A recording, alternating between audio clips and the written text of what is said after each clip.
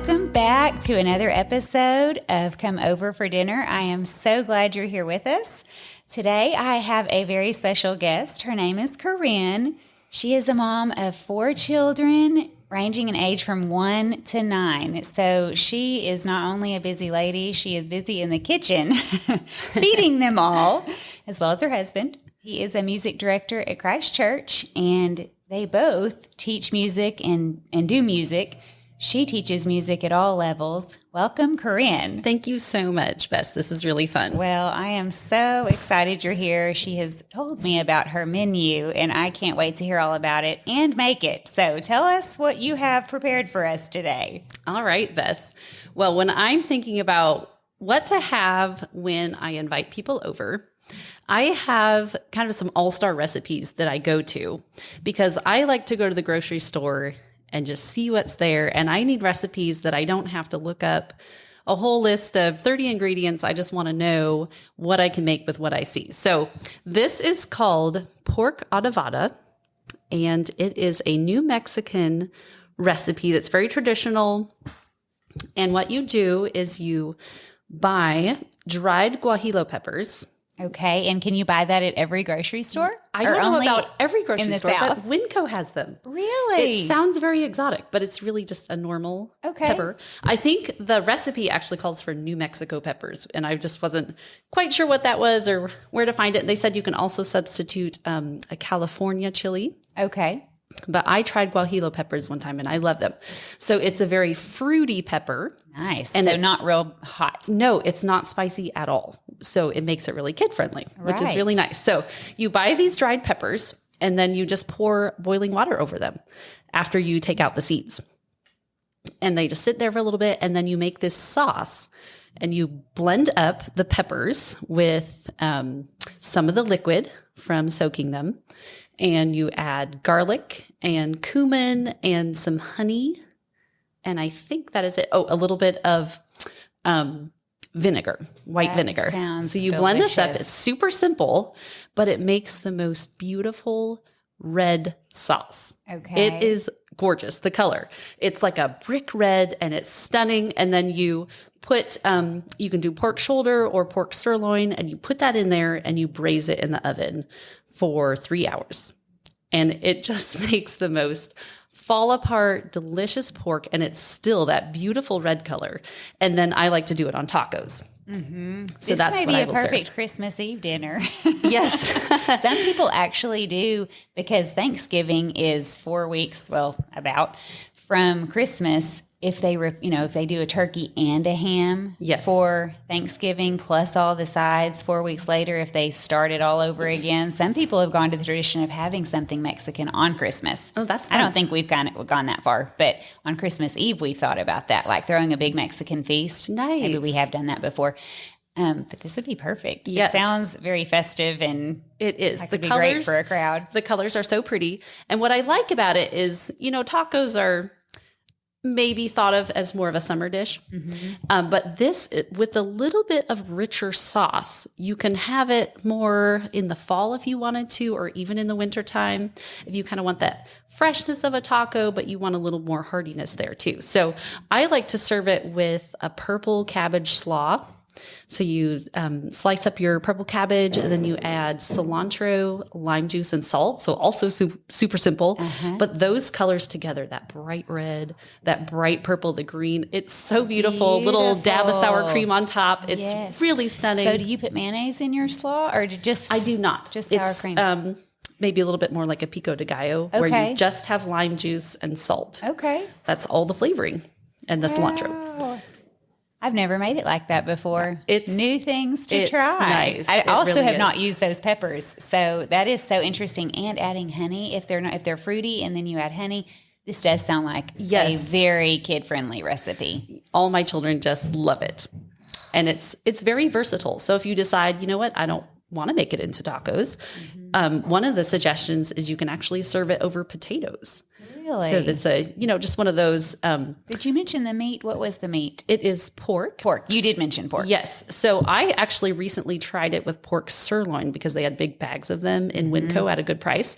And I think that's my favorite. So it seems to work the best. Okay. The recipe instructs you to dice them into 1-inch pieces. So when I did the pork sirloin, I was feeding a larger crowd, so I was not interested in doing 1-inch dice. Time saver. Yes. So I think the chunks came in like maybe a 3-pound chunk. I'm just estimating here. Mm-hmm. And I cut them in half. So they were like about a 1-pound chunk. Okay. It worked perfect. Mm-hmm. And I didn't think that the flavor was at all sacrificed. So that is a great time saver. Just do not do the 1-inch dice. Do larger chunks and shred it up when it's done. Okay. And it's nice. I like to use like a Dutch oven or some type of cast iron pot like that. So I serve it right from the oven to the table. And actually, my Dutch ovens are red. So that's super fun. So it's really festive. I'm just saving right there. this for a Christmas recipe. That sounds might really be fun. doing Mexican this Christmas. Or New Mexican. And New Mexico. New Mexican, yes. Well, very fun. Okay, so with this specific recipe, and I will post it, by the way, anybody wanting the recipe, it will be posted on comeoverfordinner.com. Wonderful. I should say it's an American Test Kitchen recipe. American Test Kitchen, which I love. I have a cookbook by them, and it's really interesting when you read through their cookbook how much they test different methods to find out what they think is the perfect way to do it. And it makes you feel like, wow, all the hard work is done. I can just go with whatever they say because they've been in their kitchen testing this recipe over and over and over. Yes. Bess, I have to tell you how I first encountered this recipe. Okay. So we lived in Delaware and we had little kids at the time, really small. So my husband would get home and I would tell him, hey, I just need to step out of the house for 30 minutes. And when I come back, we'll have dinner and everything. And he was really kind about that. So I would go to our local library and go back. It's quiet. I could get some books or whatever. And I'd go back to the magazine section. Uh-huh. And in our area, at least, that's also where the homeless people would sit and take a nap. So for the longest time, I called it my homeless pork recipe. But it really is such a beautiful one. So I was just thumbing through a Cook's Illustrated magazine. So they published Cook's Illustrated, and that's where I first found it.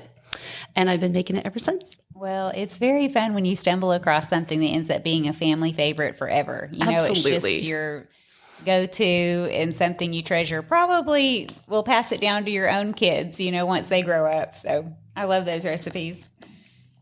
Do you have any other time savers or shortcuts that you sometimes do with this recipe if you're in a hurry besides the not cutting or into 1-inch cubes? Anything else that you can think of?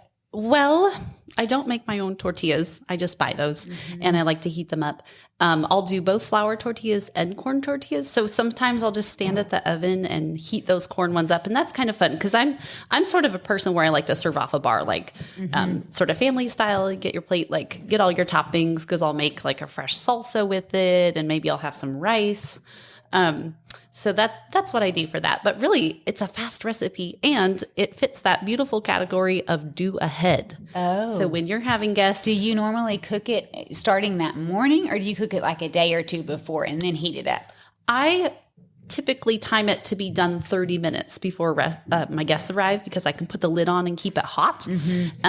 But I love that once I have it in the oven... You can I'm walk almost away. Done. Yes. Yeah. You can think about your sides or setting the table or whatever. Exactly. Left. And that's really one of my best tips for hospitality at this stage of my life. I don't really want to be at the stove finishing like a beautiful French style sauce, even though I love that type of cooking as well. Yes. I'm probably not going to do that unless we're having like maybe another couple over and we've given the kids mac and cheese and they're having a fun movie time while we do a fancy dinner. But at least at this stage, I've got Peter unrolling toilet paper in the bathroom while I'm cleaning the kitchen. There are all sorts of last minute crises and emergencies. I have enough to do. So I love knowing, okay, my meat's in, it'll be done in 3 hours. And then we'll just enjoy a meal together. It can be a little more relaxing that way. Is Peter the 1-year-old? He is the 1-year-old. Okay. Yes. We just trade rooms. So while I clean the bathroom, he messes up the kitchen. Right.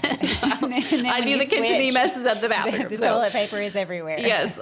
If I was a perfectionist, it'd be really hard for me because... Well, I'm sure if you're inviting company over, oftentimes they're going to have their kids of their own. So they probably feel right at home, especially if their child goes in the bathroom. We just got some toys out for you already. Yes. if their child starts unrolling and unraveling toilet paper and dragging it to the living room, well, it just, everybody fits right in with everyone else. Yes. What is your best prep tip? Especially, let's talk about cooking inspiration. You said you found a cooking inspiration for this recipe from a Cook's Illustrated magazine. Yes, I did. Which, do they publish magazines anymore? A lot of people have gone digital. Yes, they still do. And actually, what I love about it, I've subscribed off and on. They have really beautiful artwork on the back. So I think if you saw it, like oftentimes they'll say, do mushrooms that month. And they have an illustrator that has worked for them for years. And they will just do these beautiful kind of line drawings of all these different kind of mushrooms or some herbs or something. And you can buy, if you go on Amazon, they have like calendars and stuff with that same art. So that's really fun. But it's pretty thoughtful, and I'm kind of a little bit of a food nerd that way. Like, why does this recipe work the way it does? And I think that if you look into that kind of stuff at least a little bit, you can know the technique of the cooking, and that frees you up to not be always stuck to a recipe. And I've really enjoyed that through the years, and I tend to cook a little more without recipes. That's really at this point than with them. Way to increase your cooking skills. I've had to challenge myself with that because I love, like you, I want to know how it works. And so there is a scientific method to the madness. But if you only ever stick to the exact recipe that someone else has written, well, for one, you're not using your own creativity. But for two, it might be a good start, but they're not really giving you all of maybe it's bland, or, you have a spice that they don't have listed in the recipe. So you need to substitute. And so it really does help if you increase your knowledge of how to do that, what would taste good with what is already listed, that sort of thing. So that's really great that you're getting better at it. Yeah. Well, my cooking inspiration, maybe because I'm starting to get just a little older, I forget what recipes we liked. I just do. So I've been trying to print out, I usually find something online.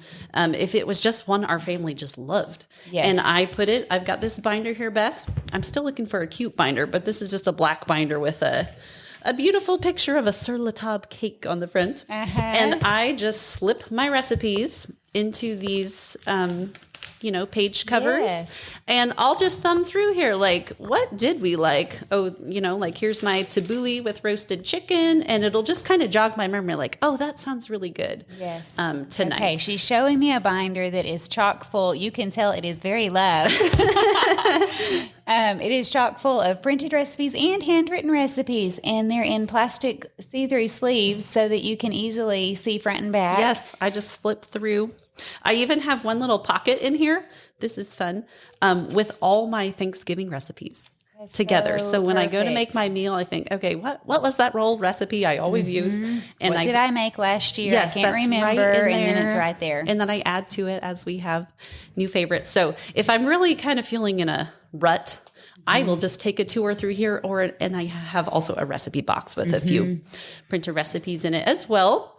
But if I'm really in a cooking rut, which does happen, I will just get on America Test Kitchen, or I also like Half Baked Harvest.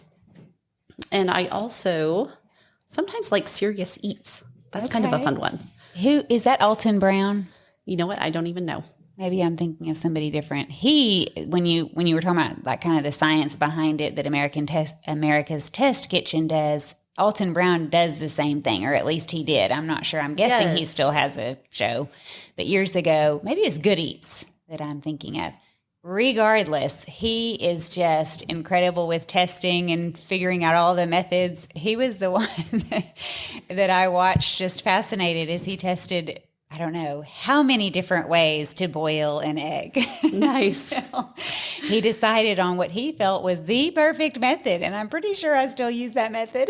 I love that. I think that's actually such a great idea, is to get good at a thing. So pork adovada, that has that element of, something kind of different, but I'm also not at all ashamed to serve just a classic pot roast or a classic roast chicken with vegetables. That's also super kid friendly because you can mush up those carrots for the babies. Yes. And if you get good at a classic recipe, like who doesn't love that? Okay, I'm looking it up. Serious Eats is not Alton Brown. I'm pretty sure Alton Brown must be Good Eats. Let's see here. Yes, Alton Brown.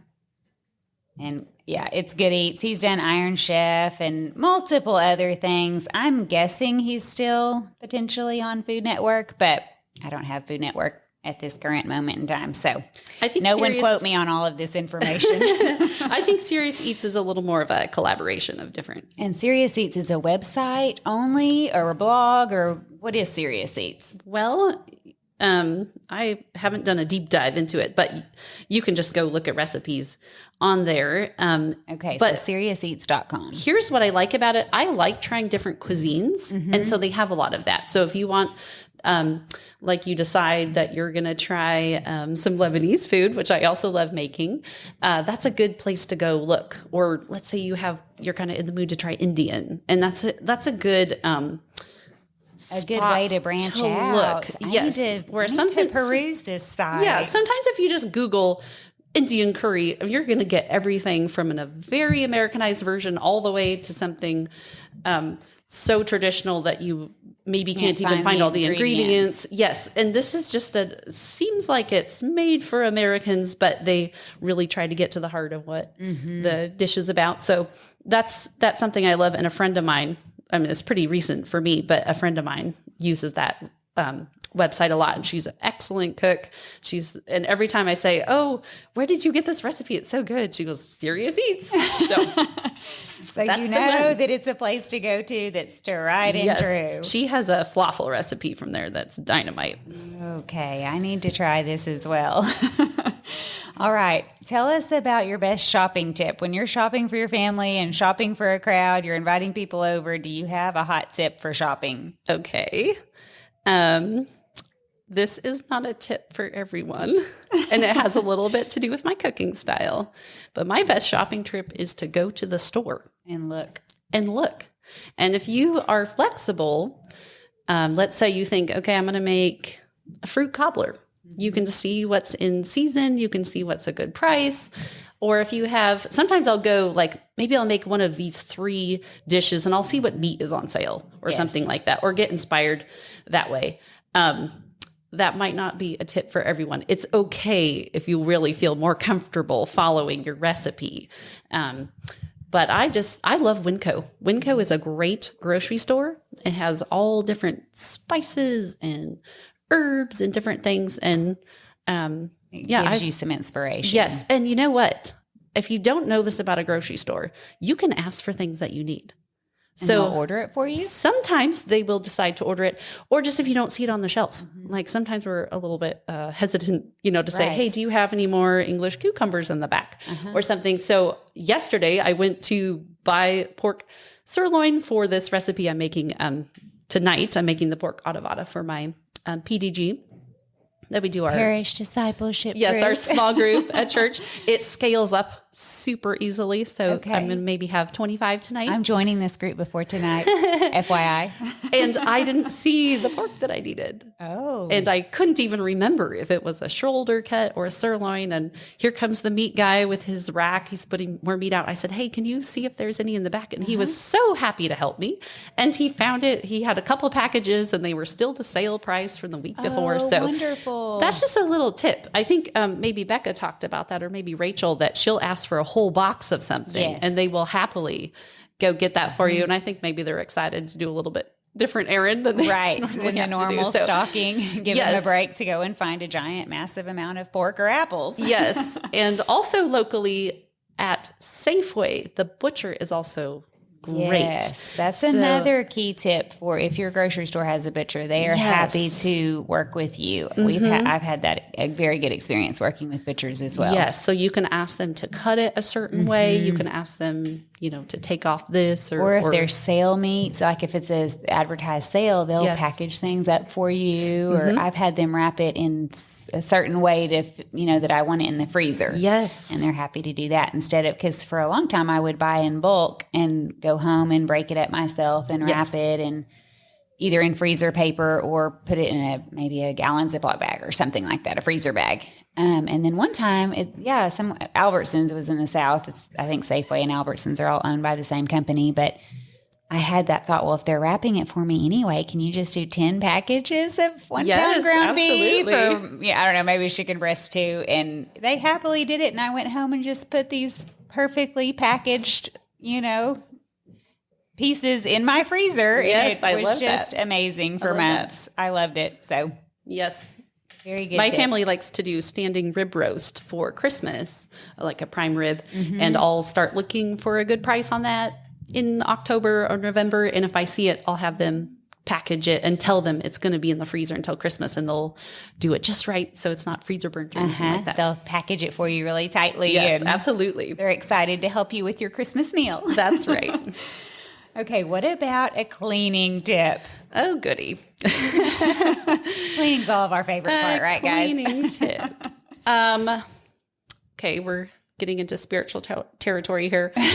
My best cleaning tip Have a good attitude. is not to get mad Yes. at your kids or your spouse. But at least for me, that's maybe where I feel like, oh, we got to get this done. And if you give into that, you are not showing hospitality to your family. That's true. Just plain and simple. So if you know it's coming, I think it's helpful to not clean just the day before or the day of, start a few things in advance. That's kind of nice. But really, you've got to keep your spirit in check about that. I think that's the best. And then if you also are trying to be diligent and showing hospitality to your family by cleaning regularly, it is a whole lot easier Yes. than looking around the house on Saturday and you're having somebody that night and think, oh my goodness, we have Right. such a big mess to clean Did a up. bomb go off? Yes. And company's coming in 6 hours. Right. So of course that happens. But if you're focusing on your family first and working on keeping a beautiful home, it is so much easier just to do your tidy and mop and vacuum than to really have to do a whole declutter and tackle a mountain of things. I once had a sister, I think it was a sister, maybe it was a friend. I was sweeping and mopping and, doing all the things. And they were like, you're fixing to have 20 or 30 people over. Why are you mopping? You should just do it after they leave. And I'm like, okay, well, I guess it's a thought. And it really was, because I could have swept and it would have been fine. Okay. I mean, nobody is staring at the floors, and it really looked, it's just in my mind. I felt like Yes. I have to mop and make it look pristine. And maybe it does need to have that. You do need to have that happen. It just, maybe depends on your circumstances. But I have had that thought. There were other times, we're having a big party. My husband loves football. And so he, has football get-togethers, and on game day, all the people are piling in and kids. It's like, why in the world am Yes. I steam mopping?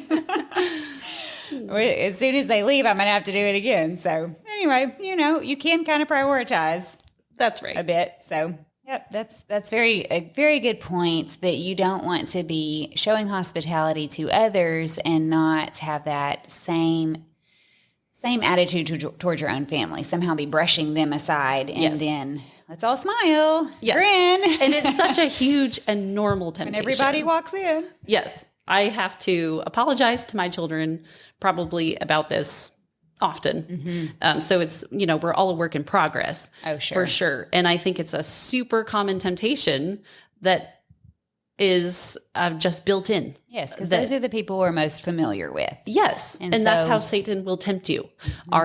So you think, okay, I'm going to show hospitality to other people. I'm going to do a really good job at this, and then, well, can you show hospitality to your own family? Right. Can you be as kind to them as the people who are about to walk into your door? That's right. All right. What is your best advice for showing warm hospitality to those coming into your home? Okay. I think this is just super practical. It's nice for there to be an obvious location to take off your shoes and put your purse and that kind of thing.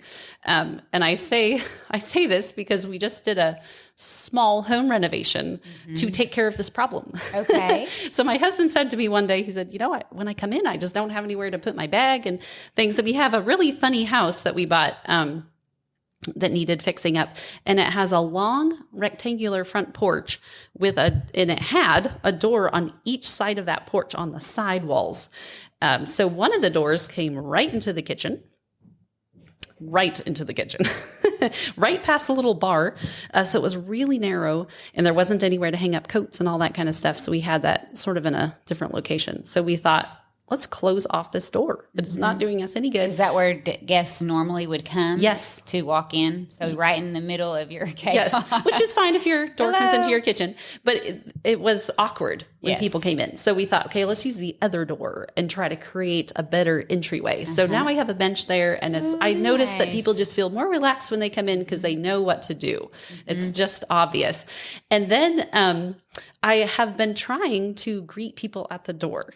So for me personally, maybe the most awkward feeling time is right when someone comes in the door. I feel confident in the kitchen, and when we're sitting down to a meal, conversation, that's fine. But right when they get there, it feels a little awkward to me. So I took a tip from observing a friend of mine whose husband is French, and they have maybe just a little bit more of a formal sense of hospitality. Really, when you come over, they just wait on you hand and foot.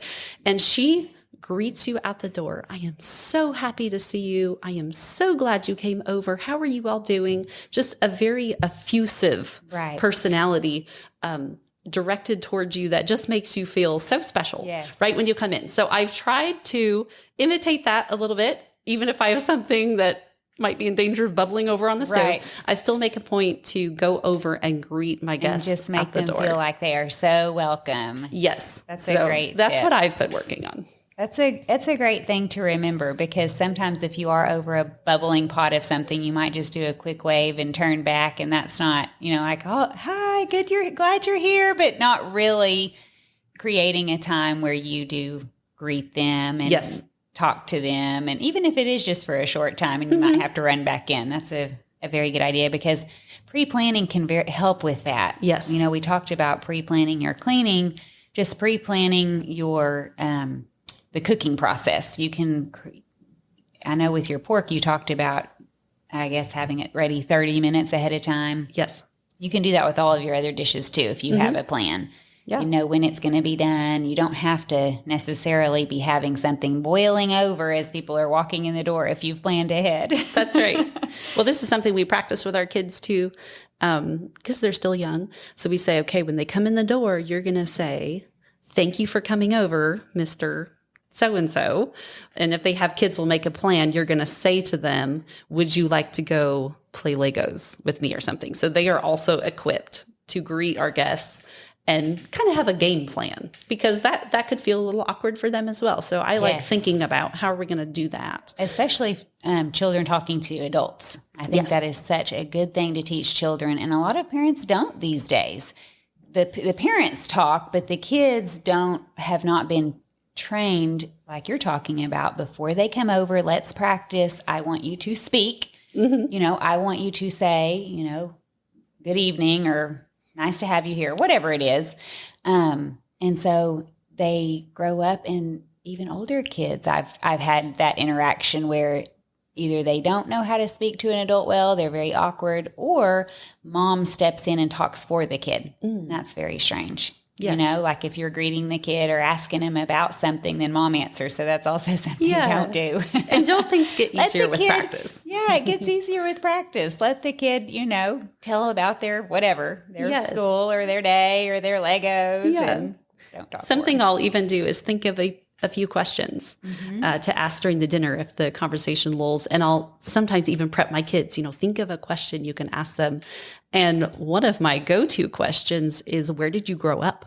Oh. And I find that that's really easy for people to talk about. You have very evocative memories of your childhood. So people talking about where they grew up, what influenced them. And it's really fascinating to listen to, and people can easily talk about it. And then sometimes I'll also ask, where are your parents from? Okay. Which is another interesting trail. And usually family stories come out. So those are kind of my that's a go-to. great way to get to know people. Yes, it is. And you find common connections. What are your other questions?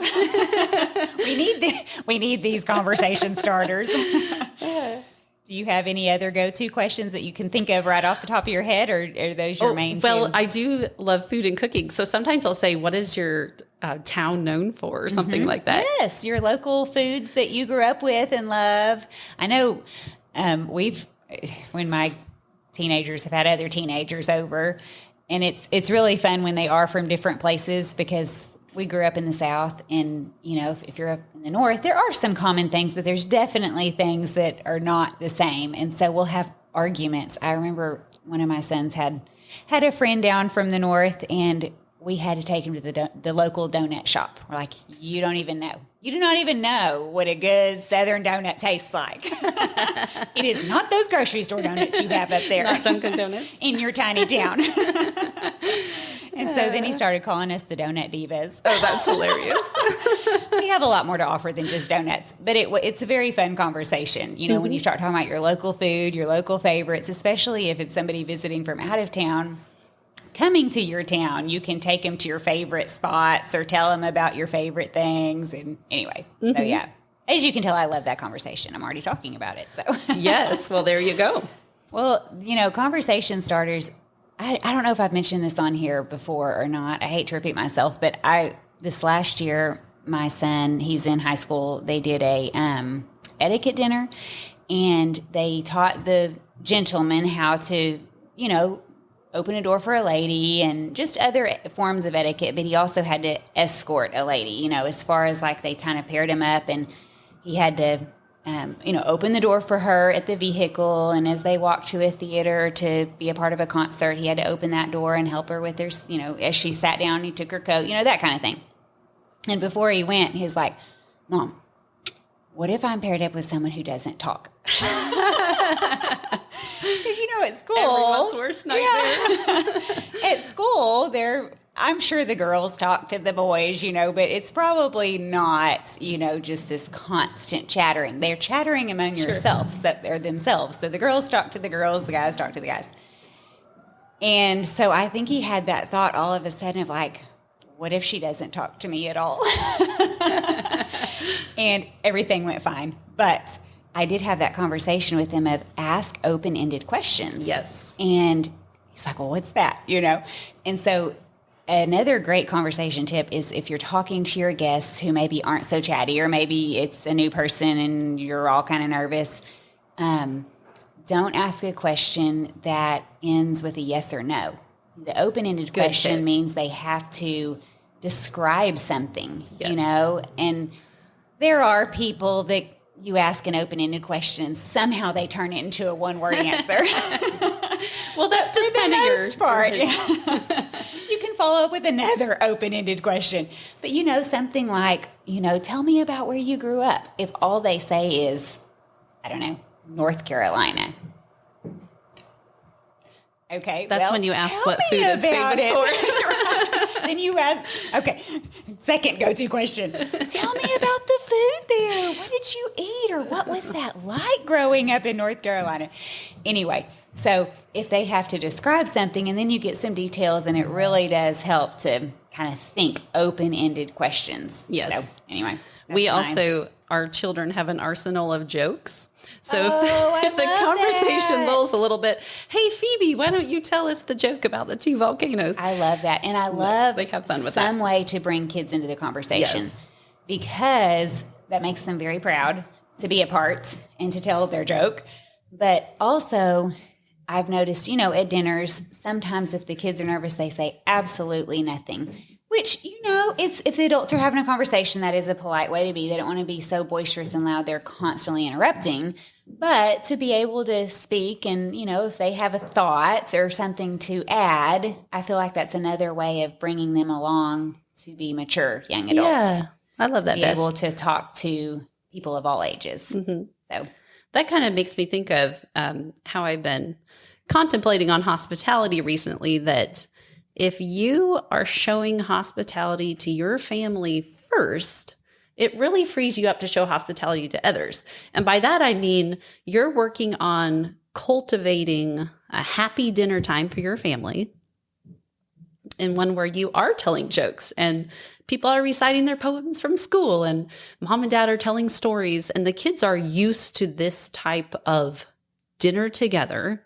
And we're working on manners so we can show one another love. Mm-hmm. It's a lot easier to add somebody into that. Yes. Than if you're thinking, okay, wow, we hardly ever sit down to dinner together, or we have bad show poor manners to one another in the way we ask to pass the potatoes or whatever, then suddenly you have to do it all right. And that's pretty hard. It can be sort of this put on thing. So I think cultivating hospitality towards your family first, if you focus on that, it's going to really enable you to ask people over. And especially if you have things going like, oh, we have Taco Tuesday every Tuesday, and your kids love that night, and it's really easy to add somebody, or maybe you do a fire pit every Friday, or some type of, other family tradition. It's easy to add someone into that. Like, hey, our family does this. We love doing it. Come join us. Yes. And I really love that, instead of, oh no, now we have to clean the house top to bottom, and we never use a tablecloth unless someone comes over, and we never eat good food unless someone comes over. I just think that's a lot harder to do, and your priorities are a little bit out of focus. Well, like you say, there are times if you create a family favorite, it doesn't have to be perfect to invite somebody into that. That's right. We had with my kids, I don't remember when we started, it seemed like it just was always there. I know it probably wasn't, but on Friday nights was our family night. We called it family night on Friday. And as they were teenagers, that was just a known thing. And it's not that there weren't ever some exceptions that they, if maybe a school event was happening, but typically if they wanted to do something with friends, or they picked Saturday or maybe Sunday. But as they were teenagers, occasionally they would say, hey, can so-and-so come to family night? Yes, I love that. And they would invite a friend over. And I was working at their school full time, and the house was not perfect. And oftentimes it was pizza. Yes. Because on Friday, we also had that idea of it had to be a fun food, or we bought it. Nice. Because we didn't go out to eat very often. We didn't do fast food very often. And so Friday was the fun time. So sometimes we would all go to a local burger joint, get all of, our favorite, you just kind of make your own, build your favorite burger and fries, milkshakes. And then we'd come back, and if there was a good movie, we'd maybe do a movie or a game or something. It was always something fun, but and then it got to be where the kids, we have 5 children, and everyone got to pick, or everyone was assigned a Friday night, and so they got to run family night. Oh, fun. Nobody knew what was happening until they told us what we're eating or where we're going, and then what we're doing. Did they pick the movie? Did they pick the game? And that was so fun. I like that. So one kid would, do the burgers. Another kid, we'd order pizza. Another one, we had to go to Chick-fil-A. Well, you're right, Bess, that it does not need to be fancy. One time, very famously, my husband, before we were married, took some friends on a hike. And when they got back to his house, they ate toast. I love it. They sat at the dinner table, and he had the toaster right there and just made piles of butter toast. And wouldn't you know that 20 years later, they are still talking about it. What a funny story. What a great memory. Give hospitality with what you have. Yes. Speaking of, well, I did want to make a point too. I mentioned multiple places of going out to eat. Many, many times, actually more times than going out. If you're thinking, oh, I have a ton of kids, we don't go out to eat very often. More often, they would pick a favorite meal that my husband or I made. Like we had these family favorites. And so my husband made what we called spaghetti casserole. Okay, that sounds gross. But if you think of spaghetti, he would put it in a dish, but he would layer it with pepperoni and cheese. And so the top, or maybe it was just the top so the pepperoni would get browned. But, it's almost like pizza, but it's like spaghetti with all the meat and sauce and noodles. And then on the top would be all this pepperoni and then cheese. And so somehow the kids thought this was the most amazing thing they'd ever eaten. So they would request that, or they would request, what else did we make? Or maybe it was homemade hamburgers, or anyway. So that was super fun growing up. Back to your point about toast. Yes. Just opening and giving whatever you have and not being, ashamed or apologizing about it. I still remember to this day, kind of like your husband's friends, that memory of, I was so sick every time I got pregnant for the first trimester. And it was the first one, which was the absolute worst. And I was with my mother-in-law, and she was visiting a family member, and I was just laid out on the couch, just dying. And this lady went and got out of her, I think it was maybe one of my husband's aunts or a great aunt. And she offered me some bread, just loaf of bread and some cheese. Lovely. And, do you want me to, nothing sounded good. Does she want me to make it into a grilled cheese? No, I'll just try to eat some bites of bread. She just brought me some bread and cheese. And I just, started nibbling like a small mouse.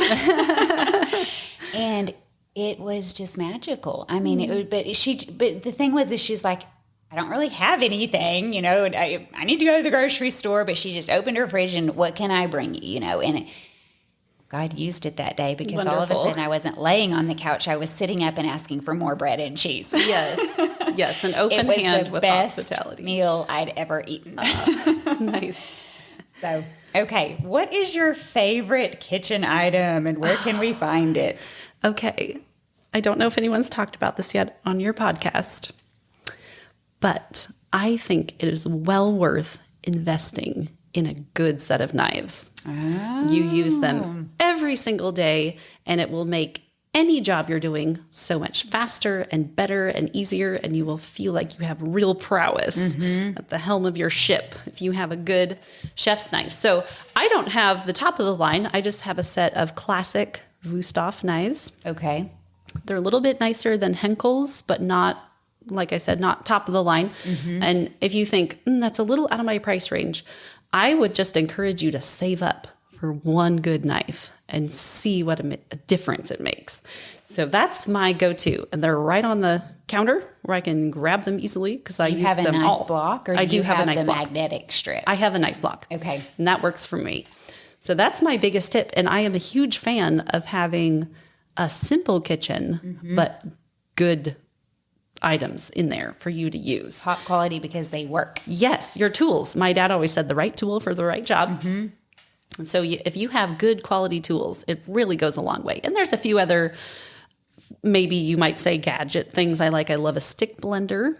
And I also love a lemon squeezer where you open it up and put the half and squish it. Yes. Since that's great for limes and lemons. But I really am kind of a simple but effective instrument sort of lady. Okay. Well, I love that.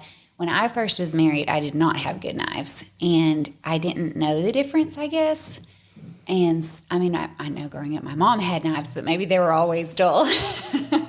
So when I had my knives and was trying to chop cilantro and other various things, I would really be hacking at it and couldn't get it into those fine pieces that I wanted until my sister bought me a set of knives for some occasion. It wasn't top of the line, but they were definitely better than what I owned.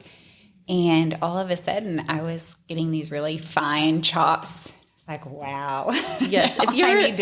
Now I know, after hearing a couple of recommendations for you have to have a sharp knife, I think I need to start saving my money. If you're feeling a little drudgery in the kitchen, I think that could be one of the items that really makes you love cooking instead of just getting through it. So that's my huge recommendation. I know they probably have different lines. You said classic Wüsthof. Is that the name of the line, or you're just saying just a good Wüsthof knife? That is the name of the line. That's the name of the line. Okay. Yes. I'll look for that. Other knives that people recommend that are even a little known to be nicer than that is the global knives, and maybe when I grow up, that's what I will have. And my that's next the item to brand save up is for. Global? Global, correct. Okay. Interesting. Yes. Something fun is you can go into a Williams-Sonoma and try out the different types of knives. Do they have food for you to chop? Or it's been so long that I can't remember. Okay. This is back when I got married 16 years ago. So I think they had some way that you could chop things and how do you get a your feel knives for them. Sharp. That is a good question that I need to work on myself. I have a knife sharpener, just kind of like the pull through kind, but I'm due for a sharpen. So I might even send them to someone. There's someone local that also sharpens knives. So you could look and how do you find a person who sharpens knives locally? For me, it's word of mouth. Okay. I'm not sure. Do they do this out of their home or do they have a storefront? They do it out of their home. Okay. You might ask at the butcher counter at the store too. Because they have to have sharp knives. Yes. Yeah, they might They even do don't- it for You you. wouldn't think they only use machines. They use knives. Correct. Yes. So, wow, that's a great tip. Speaking of knives, I'm sure people have heard of the brand Cutco.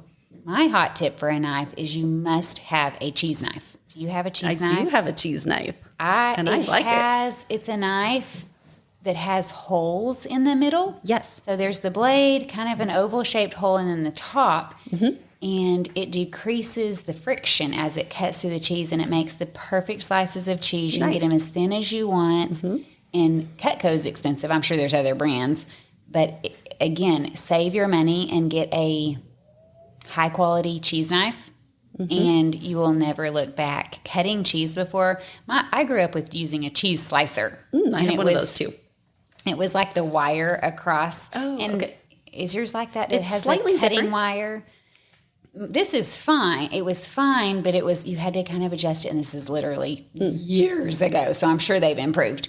But you had to adjust it, and you couldn't quite get the thin enough slice that you wanted. Fast forwarding the cheese knife. Highly recommend. I would pack my cheese knife to go camping. Nice. It makes I had to cut cheese. The slices come off instead of sticking to the knife, which is really nice. And that's a good tip for the holidays. Coming up, have your cheese knife at hand. Yes. Yes. Okay. Do you have a story for us? I do. This is a really sweet story. And I was talking earlier about how showing hospitality to your family first really should be your focus. And the Lord taught me this in just such a clear way. It might as well have been a megaphone. And I have to set the stage here. So at the time we lived in Delaware, and my family lives in Washington State. So we were about as far away from them as you could be in the United States, unless they lived in Alaska, I suppose. Okay, speaking of open-ended questions, where did you grow up? Western Washington. So how did you make it to Delaware? And what foods do they have there? No, I'm kidding. They do have some interesting foods. Anyways, so were you married and moved to Delaware? Yes. Or seriously, how did you end up in Delaware? well, it's a little bit of a long story maybe for this podcast, but a job moved us to Delaware after school. So anyways, it was Thanksgiving. And I have 4 siblings, and except for one of us, we all have at least 3 children. So the holidays are a busy, bustling, little bit chaotic time, and that's what I'm used to. And we grew up going for Thanksgiving to the extended family. You know, it was not a small gathering. So that's what I'm used to. So we had invited some friends, I think, for Thanksgiving because we were staying home. We were going to host. And we also invited my sister-in-law who lived about 90 minutes north of us, our closest family at the time. And I was excited, we're going to have these guests. It'll be a nice holiday. Well, then the friends couldn't come. Something happened. Then the relatives, someone got the stomach flu, so they weren't coming. And I had such a hard time with that. I thought, this isn't what a holiday is supposed to be. Right. And then, of course, I started missing my family. And what is with these East Coast people? Anyways, no one invited us over. And, I had to put the brakes on. And, okay, this is headed down a path of self-pity. So I prayed about it, and we were going to make our Thanksgiving anyways. And that turned out to be one of the sweetest Thanksgivings ever in our family. Really? We made some really good dishes that still I make for Thanksgiving. And our children at the time, I should have looked this up. I think they were either almost 5 or 4, 3, and 1. Wow. So Mark and I had been working hard with these little toddlers. We're each feeding someone, and maybe the baby has to nurse. Dinner was a little bit intense and definitely in the training time. We weren't telling jokes around the table and all that yet. And that Thanksgiving, I remember distinctly, we were sitting as a family and we actually kind of had conversation around the table. And the Lord just gave us this little peek behind the curtain of what a family as they grow up could be around the dinner table. And it was so sweet. And we had dressed up. Claude had a little bow tie on. I still have a picture. And it was just the sweetest time. And I remember the Lord just so distinctly showing me, your family is enough. It is worth getting out all the nice plates and setting the table and making it a special time, even if it is just your family. Yes. And that really spoke to me and gave me the courage to soldier forward, even if it's not what I exactly grew up with. And that we live far away from family, just to be courageous in showing that hospitality to your family and let the Lord increase it. Yes. And show your family how important they are. That's right. And how loved they are, and how actually they were the most important and highly favored people that you wanted around your table. That's a great story. Well, thank you so much for sharing your menu, all of your recipes, your tips, your story. I am so glad you took time out of your day. Oh, and I did want to also thank Catherine. She has done an episode as well. We've heard lots of good tips from her.